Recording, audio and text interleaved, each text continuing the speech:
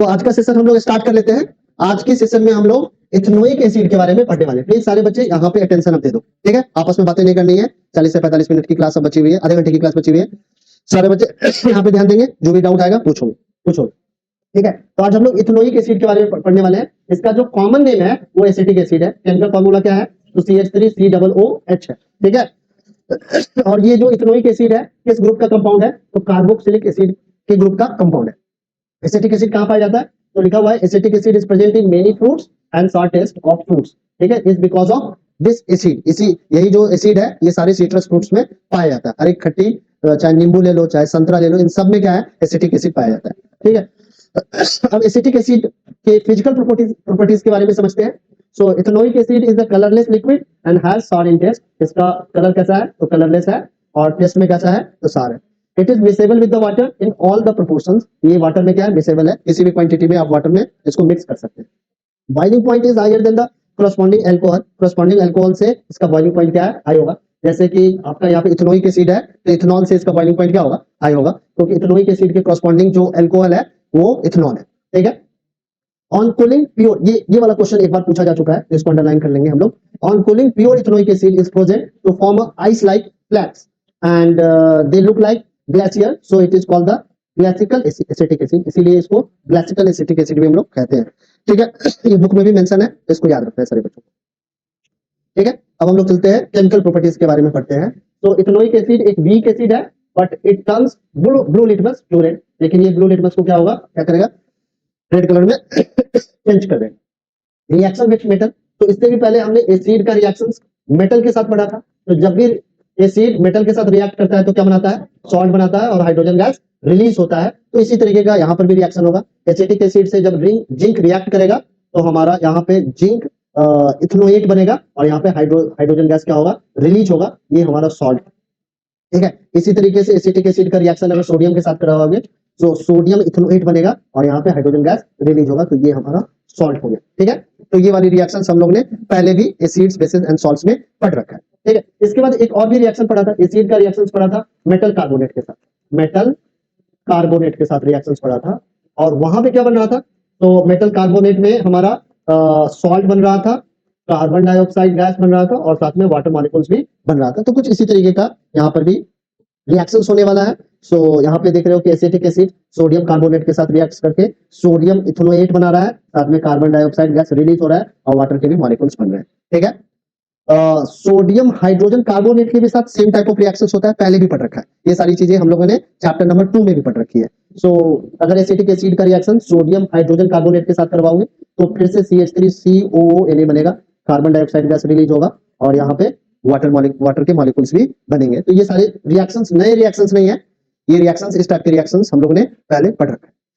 आगे बढ़ जाते हैं, अगला है रिएक्शन विद बेस। सो कभी भी अगर एक एसिड बेस के साथ रिएक्शन करेगा तो हमें मिलेगा सॉल्ट एंड वाटर, और इस रिएक्शन को हम लोग क्या कहते हैं? न्यूट्रलाइजेशन रिएक्शंस कहते हैं। तो यहाँ पे एसिटिक एसिड का रिएक्शन अगर आप बेस के साथ करवाते हो तो एसिटिक एसिड कैसा हमारा एसिड है? तो एक वीक एसिड है। कैसा एसिड है? तो वीक एसिड है। और वीक एसिड जब एक स्ट्रॉन्ग बेस के साथ रिएक्शन करता है तो हमारे पास जो ये सॉल्ट मिलेगा, ये कैसा सॉल्ट होगा? तो ये हमारा बेसिक सॉल्ट होगा, ठीक है। साथ में वाटर के मॉलिक्यूल्स तो बनेंगे, ठीक है। समझ में आया? ये भी रिएक्शन कोई भी नया रिएक्शन नहीं है। अच्छा, इस कंपाउंड का नाम क्या दे रखा है एनसीईआरटी में? रिएक्शंस आपको पढ़ना नहीं है, ठीक है, तो इसको रिमूव कर देते। तो यहां तक हम लोगों ने क्या क्या रिएक्शंस पढ़ा? तो केमिकल प्रॉपर्टीज में सबसे पहले इथेनोइक एसिड का रिएक्शन हमने मेटल के साथ देखा। इस दो मेटल के साथ देखा, तो जिंक और सोडियम के साथ देखा। यहाँ पर क्या बन रहा था? सॉल्ट बन रहा था, और हाइड्रोजन गैस क्या हो रहा है? रिलीज हो रहा है। दूसरा रिएक्शन कौन था? Reaction with the carbonate and bicarbonate. So reactions अगर आपका एसिटिक एसिड कार्बोनेट और बाइकार्बोनेट के साथ रिएक्शंस करेगा तो सॉल्ट बनेगा, कार्बन डाइऑक्साइड गैस रिलीज होगा, और साथ में वाटर के मॉलिक्यूल्स भी बनेंगे। इसके बाद हमने क्या पढ़ा? रिएक्शन विद बेस पढ़ा। तो एसिड कभी भी बेस के साथ रिएक्शंस करेगा तो उस रिएक्शंस को न्यूट्रलाइजेशन रिएक्शंस कहते हैं, और इस रिएक्शंस के ड्यूरेशंस में सॉल्ट बनेगा और साथ में वाटर मॉलिक्यूल्स भी बनेंगे, ठीक है। समझ में आ रहा है भव्य? ठीक है। तो इस तरीके से हम लोगों ने यहाँ तक इथेनोइक एसिड तक पढ़ लिया है। इसके पहले हम लोगों ने इथेनॉल के बारे में पढ़ा। अब हमें पढ़ना है सोप्स एंड डिटर्जेंट्स, दोनों के बारे में पढ़ना है, ठीक है। ये एक ऐसा टॉपिक है जिससे हमेशा ही बोर्ड में क्वेश्चन आता रहा है, तो ये एक इंपॉर्टेंट टॉपिक है, इसको वेरी वेरी इंपॉर्टेंट इस सेक्शन में रख सकते हैं, ठीक है। Soap is sodium and potassium salt of long chain carboxylic acid, ठीक है। सोप क्या है? तो सोडियम और पोटेशियम का सॉल्ट है, जिसमें लॉन्ग चेन आपको मिलेगा कार्बोक्सिलिक एसिड का। जैसा कि यहाँ पे देख रहे हो, ये जो पूरा का पूरा पार्ट है, ये कार्बोक्सिलिक एसिड का ही पार्ट है या नहीं? यहाँ से सिर्फ हाइड्रोजन वाली हाइड्रोजन एटम क्या है, डिस्प्लेस हुआ है और सोडियम यहाँ पे अटैच हो गया है। तो ये सॉल्ट किसका है? तो सोडियम का सॉल्ट है या नहीं है? जैसा कि आप देख रहे हो पीछे, अगर स्लाइड में हम लोग चलेंगे तो यहाँ पे जो सॉल्ट का फॉर्मेशन हो रहा है, ये क्या है? ये भी तो सॉल्ट है। किसका सॉल्ट है? सोडियम का सॉल्ट है। बट यहाँ पे जो चेन है कार्बन कंपाउंड का, ये चेन क्या है? छोटा चेन। बट यहाँ पे देखेंगे ये चेन कैसा है? तो C17 है, ये लॉन्ग चेन है कार्बन का, ठीक है। बट ये किस ग्रुप का है? तो आप देखेंगे कि इसमें आपका कार्बोक्सिलिक एसिड का कुछ पार्ट है और एक पार्ट हमारा क्या है? सोडियम का है, ठीक है। सो बेसिकली ये सॉल्ट है। किसका सॉल्ट है? तो सोडियम और पोटेशियम का सॉल्ट है, जिसमें कौन सा लॉन्ग चेन अटैच है? तो long chain of carboxylic acid यहाँ पे अटैच है। तो हमेशा ही अगर कोई पूछे कि सोप क्या है, तो सोप इज अ सॉल्ट, ठीक है। सोप क्या है? एक सॉल्ट है। बट ये सॉल्ट कैसा है? तो आपका सोडियम और पोटेशियम का सॉल्ट है। और उसका कैरेक्टर कैसा होगा? तो ये बेसिक सॉल्ट होगा। कैसे पता चला कि बेसिक सॉल्ट होगा? क्योंकि यहाँ पे सोडियम अटैच है। सोडियम अगर कैसे अटैच हुआ होगा? तो सोडियम हाइड्रोक्साइड के साथ अगर इस कार्बोक्सिलिक एसिड के ग्रुप के कंपाउंड को आप रिएक्ट करवाओगे तो सोडियम यहाँ पे अटैच हो जाएगा, ठीक है। और आपका बेस क्या है? स्ट्रॉन्ग है। सो ये सोप आपका क्या होगा? बेसिक नेचर का होगा, ठीक है। Soap are effective only in soft water. Soft water में ये क्लीनिंग एक्शन करता है, या कह सकते हैं क्लीनिंग एक्शन करता है, ठीक है। लेकिन हार्ड वाटर में ये क्लीनिंग नहीं करता है। क्यों नहीं करता है? अभी हम लोग आगे जाके इसको समझेंगे। Detergent are ammonium and sulphonate salt of long chain of carboxylic acid. So detergent किसका लॉन्ग चेन है? तो अमोनियम और सल्फोनेट सॉल्ट है। ये सॉल्ट कैसा है? तो सोडियम और पोटेशियम सॉल्ट है of the long chain of carboxylic acid. तो सोडियम और पोटेशियम की जगह पे अब क्या है? अमोनियम है और सल्फोनेट है। अगर सोडियम के साथ, सोडियम की जगह पे अगर अमोनियम जुड़ जाए और सल्फोनेट जुड़ जाए, तो आप इस तरीके के सॉल्ट को यहाँ पे से कहेंगे कि ये डिटर्जेंट है। डिटर्जेंट क्या करता है? तो हार्ड वाटर और सॉफ्ट वाटर दोनों में इफेक्टिव है क्लीनिंग करने के लिए, ठीक है। बट हमारा सोप सिर्फ और सिर्फ क्या है? इस सॉफ्ट वाटर में ही क्या है? क्लीनिंग एक्शन करता है। अब हमें सोप के बारे में डिटेल में पढ़ना है। तो सोप को जो आप एनालाइज करोगे तो आप देखोगे कि सोप का दो पार्ट है, एक है आयनिक पार्ट और दूसरा है लॉन्ग चेन ऑफ हाइड्रोकार्बन, ठीक है। भेजा में कुछ गया नहीं होगा, फिर तो चला गया। क्योंकि ठंड में क्या होता है ना कि, ठीक है, 27 कर दिया, ठीक है। तो फिर से एक बार रिपीट कर लेते हैं, इंपॉर्टेंट टॉपिक है। सोप क्या है? तो सॉल्ट है। किसका सॉल्ट है? तो सोडियम और पोटेशियम का। बट इसमें जो लिंक है, किसका पार्ट लिंक है? तो long chain of carboxylic acid का पार्ट क्या है? लिंक है सोडियम के साथ, ठीक है। इस तरीके के सॉल्ट को हम लोग सोप कहते हैं। बट इसी सोडियम की जगह पे अगर अमोनियम और सल्फोनेट आयंस आ जाए यहाँ पे, तो आप कहेंगे कि ये डिटर्जेंट है। सोप आपका क्लीनिंग करेगा सिर्फ और सिर्फ सॉफ्ट वाटर में, बट डिटर्जेंट आपका हार्ड और सॉफ्ट दोनों वाटर में इफेक्टिव होता है क्लीनिंग करने के लिए, ठीक है। हार्ड वाटर क्या होता है बताएंगे अभी, ठीक है, समझ में आ जाए, ठीक है। सोप मॉलिक्यूल्स के दो पार्ट होते हैं, एक पार्ट को कहते हैं आयनिक पार्ट और दूसरे को कहते हैं हाइड्रोकार्बन पार्ट। तो जो आयनिक पार्ट होता है वो हाइड्रोफिलिक होता है, यानी कि वाटर लविंग होता है। और जो हमारा लॉन्ग चेन ऑफ हाइड्रोकार्बन होता है वो हाइड्रोफोबिक होता है, यानी कि हेट करता है वाटर से, यानी कि इसका अफेक्शन नहीं है वाटर के टुवर्ड। तो हमेशा ही वाटर से क्या जाना चाहेगा? ये दूर जाना चाहेगा। और ये चूंकि हाइड्रोफिलिक है तो ये वाटर की तरफ जाना चाहेगा, ठीक है। समझ में आई बात? तो दो पार्ट है, एक पार्ट को हम लोग इस तरीके से एलिपेटिकल ज्योमेट्री से दिखा रहे हैं, और दूसरा जो हाइड्रोकार्बन वाला पार्ट है उसको हम लोगों ने जिगजैग लाइन से दिखाया है। तो ये जो आपका एलिपेटिकल पार्ट है वो आयनिक पार्ट है। जो आयनिक पार्ट में क्या आ जाएगा? COONA आ जाएगा। और बाकी जो पार्ट है लंबा सा चेन है, ये हाइड्रोकार्बन पार्ट है, ठीक है। समझ में आया? तो ये स्ट्रक्चर है आपकी सोप का। अब सोप क्या करता है, कैसे क्लींजिंग करता है, किस तरीके से क्लीनिंग करता है? तो सोप मॉलिक्यूल्स को जैसे ही आप वाटर में ऐड करेंगे ना, तो देखोगे कि सोप मॉलिक्यूल्स का रीअरेंजमेंट होगा और हाइड्रोकार्बन वाला पार्ट क्या है? आपका सेंटर की तरफ अलाइन हो जाएगा। और जो है इसके आउटर बाउंड्री पे आप देखोगे कि आयनिक पार्ट चला जाएगा और इस तरीके का एक स्फेरिकल स्ट्रक्चर बनेगा। और इसी स्फेरिकल स्ट्रक्चर को हम लोग मिसेल्स कहते हैं, ठीक है। तो मिसेल का फॉर्मेशन होगा। ये मिसेल क्या करता है? यहाँ पे हाइड्रोकार्बन वाला पार्ट डॉट के साथ रिएक्शंस करता है और रिएक्शंस करके इमल्सिफिकेशंस करता है, और यहाँ पे इमल्सिफिकेशंस करके झाग क्रिएट कर देता है, या कह सकते हैं यहाँ पे डॉट को ट्रैप कर लेता है। इसके बाद हम लोग जैसे ही कपड़े में जर्क देते हैं या काफी ज्यादा उस पर पानी डालते हैं, तो ये जो इमल्सन है ये धीरे धीरे करके बाहर की तरफ आ जाता है, और इस तरीके से इसमें जो ट्रैप डॉट पार्टिकल है वो भी धीरे धीरे क्या आ जाएगा? बाहर आ जाएगा। इस कारण से ही हम लोग कपड़े में जब सोप लगाते हैं तो सोप लगाने के बाद काफी ज्यादा कपड़े को क्या करते हैं? रिंस करते हैं बारी बारी से, बहुत बार, एक दो बार कपड़े को पानी में डालते हैं फिर निकालते हैं, ताकि ये जो इमल्सन है वो धीरे धीरे क्या हो जाए? बाहर आ जाए, ठीक है। क्या मशीन में क्या किया? पहले आपने पानी डाला, पानी में डिटर्जेंट डाल दिया, ठीक है। डिटर्जेंट का अलग तरीके से फंक्शन है।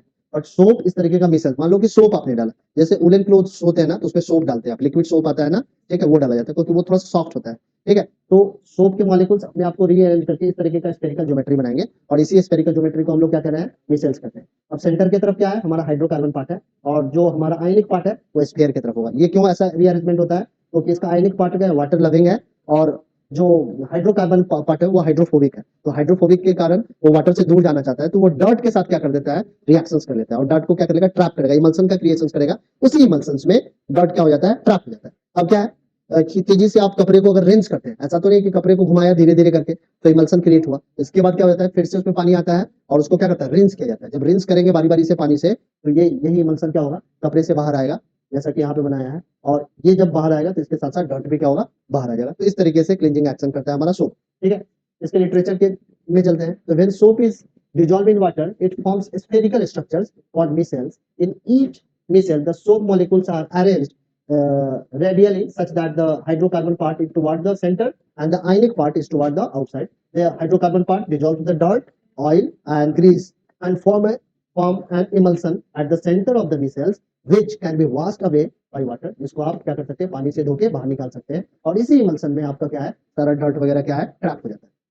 समझ में आ रही बात, क्योंकि जो इसका हाइड्रोकार्बन पार्ट है ये क्या है, सेंटर की तरफ है, और यही हाइड्रोकार्बन वाला पार्ट क्या कर लेता है, किसके साथ रिएक्शंस कर लेता है, तो डर्ट, ऑयल और ग्रीस के साथ रिएक्शंस करके इमल्सन्स का क्रिएशन करता है। और जब आप पानी में उसको रिंस करेंगे तो ये इमल्सन पानी के साथ क्या होगा, धीरे धीरे बाहर आ जाएगा। अब क्या है कि अगर सोप को आप हार्ड वाटर में डालेंगे और आप कपड़े की सफाई करना चाहेंगे तो वो कपड़ा साफ नहीं होगा। अब हार्ड वाटर क्या, ये समझ लेते हैं। तो मैग्नीशियम और कैल्शियम के अगर सॉल्ट प्रेजेंट है वाटर में, तो उस वाटर को हम लोग कहते हैं हार्ड वाटर।